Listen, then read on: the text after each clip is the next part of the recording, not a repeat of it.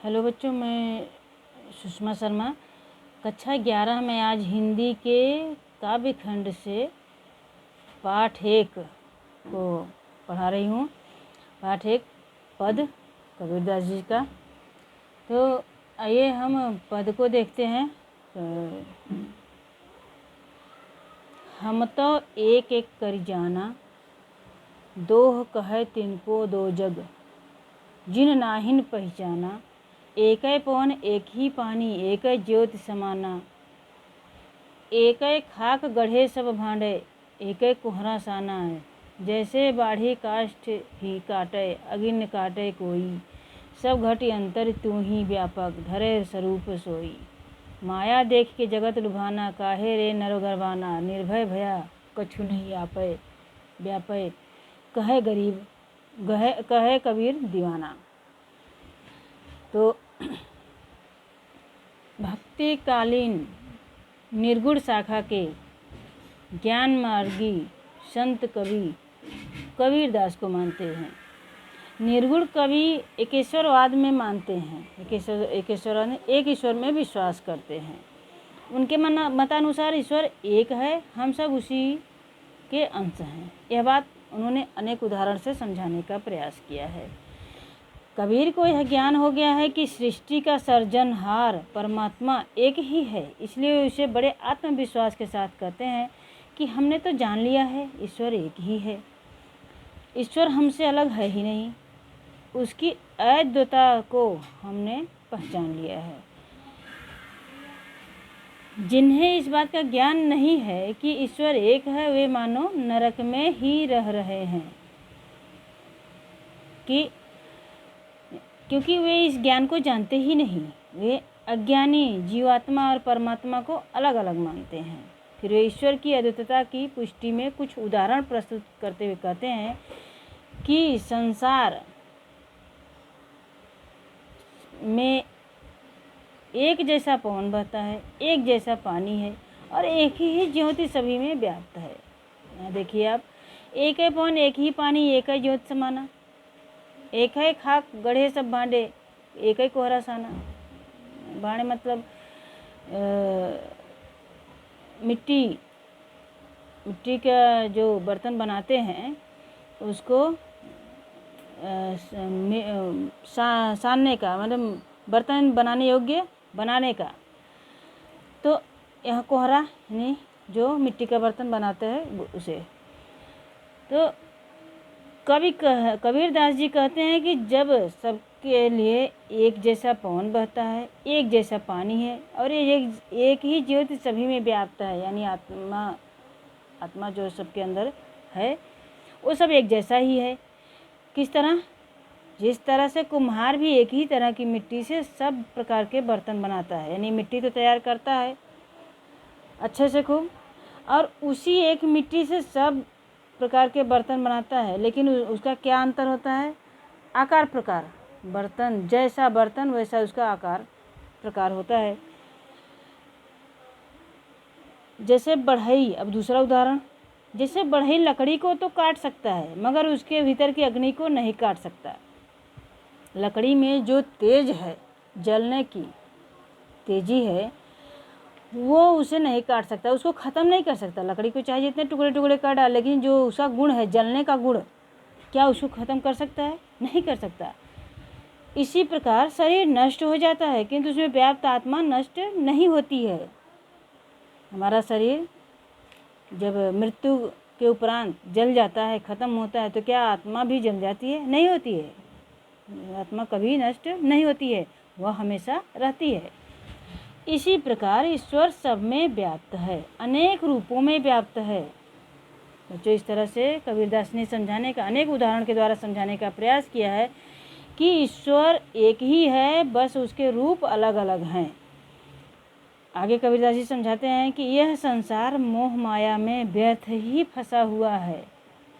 माया देख के जगत लुभाना, रे नर काहे गरबाना, यानी मोह माया जीव को आकर्षित करती है, लुभाती है। लुभाना लुभाती है। जब संसार असार है तो मनुष्य व्यर्थ ही घमंड करता है, यानी नष्ट होने, असार है नष्ट होने वाला, है तो मनुष्य घमंड क्यों करता है? जब मनुष्य निर्भय हो जाता है, निर्भय भया कछु नहीं व्यापै, कहे कबीर के दीवाना। कबीरदास जी कहते हैं कि मनुष्य जब निर्भय हो जाता है फिर उसे किस बात की चिंता। कबीर उस निर्गुण निराकार में एकाकार होकर दीवाना हो गया है। कबीरदास जी कहते हैं कि कबीरदास जी उस निर्गुण ब्रह्म में विलीन हो गया है, विलीन होकर के दीवाना हो गया है, उसके आगे कुछ दिखता नहीं है। यह दीवानगी ही उसकी निर्भयता का कारण है, यानी उस ईश्वर को मान लेने के कारण ही उसका मन निर्भय है और उसके दीवानगी का वजह है। ये बच्चों आपका पहला पद हो गया। अब दूसरा पद देखते हैं। संतो देखत जग बौराना, साच कहो तो मारन धावे, झूठे जग पतियाना। नेमी देखा धर्मी देखा, प्रात करे स्नाना। आतम मारि पाखान ही पूजे, उनमें कछु नहीं ज्ञाना। बहुतक देखा पीर औलिया, पढ़े किताब पुराना। कै मुरीद तदबीर बतावे, उनमें उह जो ज्ञाना। आसन मारी डिम्भ धरी बैठे, मन में बहुत गुमाना। पीपर पाथर पूजन लागे, तीर्थ गर्व लुभाना भुलाना। टोपी पहिरे माला पहिरे, छाप तिलक अनुमाना। साखी शब्दहि गावत भूले, आतम खबर न जाना। हिंदू कहे मोहिराम पियारा, तुर्क कहे रहीमाना। कितना समझ लेते हैं बच्चों। पहले कि संतो देखत जग बौराना, साँच कहो तो मारन धावे, झूठ कहे पतियाना है। जग बौरान, जग पागल हो गया है, बौरा गया है। साँच कहो निसत्य कहने पर मारन धावे, मारने को दौड़ता है। झूठ जग पतियाना, झूठ मूठ का कहे तो इस संसार उसे विश्वास कर लेता है।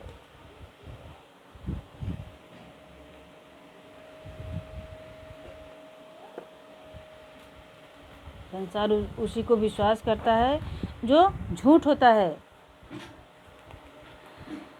इस पद में कबीरदास जी ने धार्मिक कर्म कांडों के ऊपर और विभिन्न जो बाह्य आडंबर है, दिखावा है, उस पर तीखा व्यंग किया है। तीखा यानी बहुत कड़वा ऐसा व्यंग किया है जो जल्दी किसी को हजम नहीं होगी। वे सभी साधु जनों और सज्जनों को संबोधित करते हुए कबीरदास जी कहते हैं कि यह जगत पगला गया है।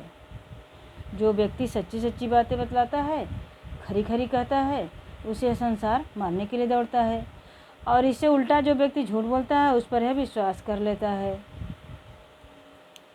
कबीर हिंदुओं के बारे में बात करते हैं कि मैंने ऐसे कई लोग देखे हैं जो नियमों का पालन करते हैं। नेमी देखा धर्मी देखा, यानी नियमों का पालन करते हैं। और क्या करते हैं? सुबह सुबह स्नान करते हैं, एकदम सुबह, नित्य प्रति।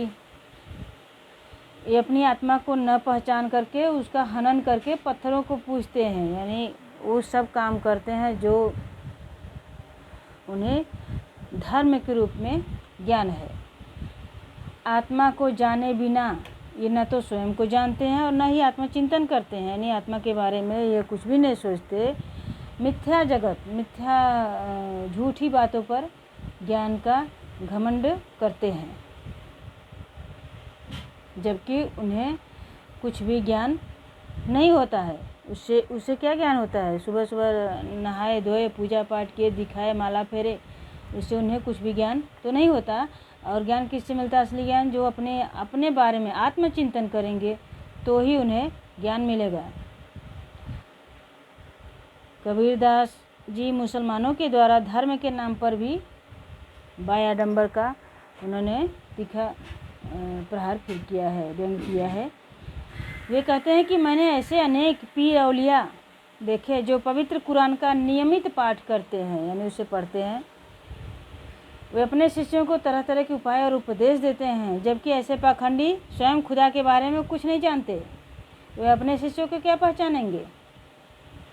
वे खुद तो अपने बारे में जो नहीं जानते, वे दूसरे के बारे में जानने का केवल ढोंग करते हैं।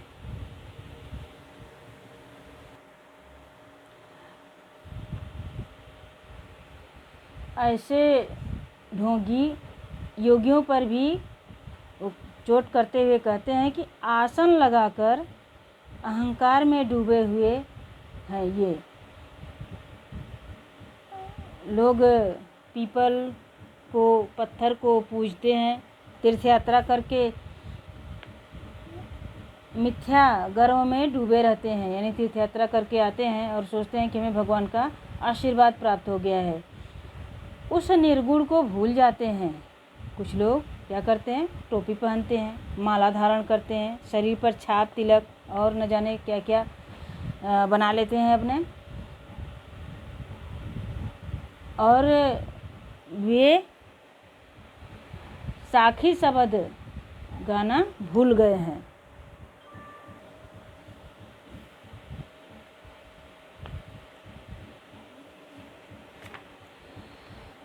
साखी शब्द ही गावत भूले, आत्म खबर न जाना।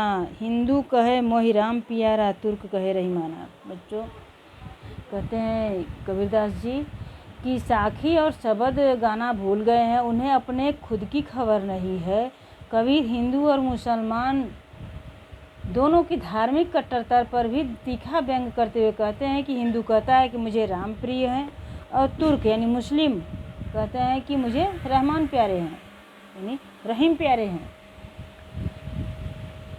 वे आपस में ही लड़ लड़ कर मर जाते हैं, मगर राम रहीम का मर्म नहीं समझते। वे आपस में धर्म के नाम पर लड़ाई करते हैं, कट मर जाते हैं, लेकिन वास्तव में धर्म क्या है इस बात को नहीं समझते हैं। राम क्या कौन है, रहीम कौन है, इस बात को नहीं जानते। उसकी सत्ता के रहस्य को कोई जानने की कोशिश नहीं करता। उसकी यानी यहाँ पर निर्गुण ब्रह्म की सत्ता को जानने की कोई कोशिश ही नहीं करता है। ऐसे झूठी, दंभी और पाखंडी लोग घर घर जाकर लोगों को मंत्र देते फिर रहे हैं। उन्हें सांसारिक मोह माया का बहुत अभिमान है। ऐसे गुरु शिष्य दोनों अज्ञान में डूबे हुए हैं, यानी जो सुनते हैं वे भी अज्ञानी हैं और जो सुनाते हैं वे भी अज्ञानी हैं। इन लोगों को अंततः पछताना ही पड़ेगा। कबीर फिर सज्जनों को, साधुजनों को संबोधित करते हुए कहते हैं कि हे संतों, कहे कबीर सुनो हो संतों, ये सब मर्म भुलाना।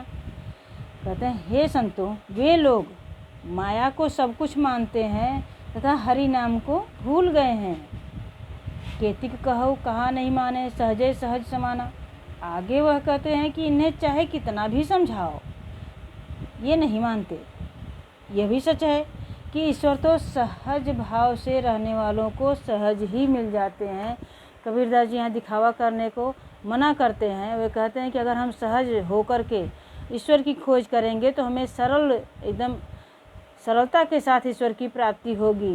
लेकिन यहाँ पर सब क्या करते हैं, यहाँ पर सब दिखावा करते हैं, आडंबर में डूबे हुए हैं, जिनमें कि ईश्वर की प्राप्ति कभी नहीं हो सकती।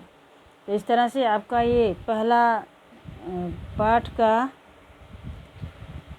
जो पद है बच्चों कबीरदास का, ये समाप्त हुआ। और अगले वीडियो में हम अगले पद का अर्थ लेकर के फिर उपस्थित होंगे। ओके।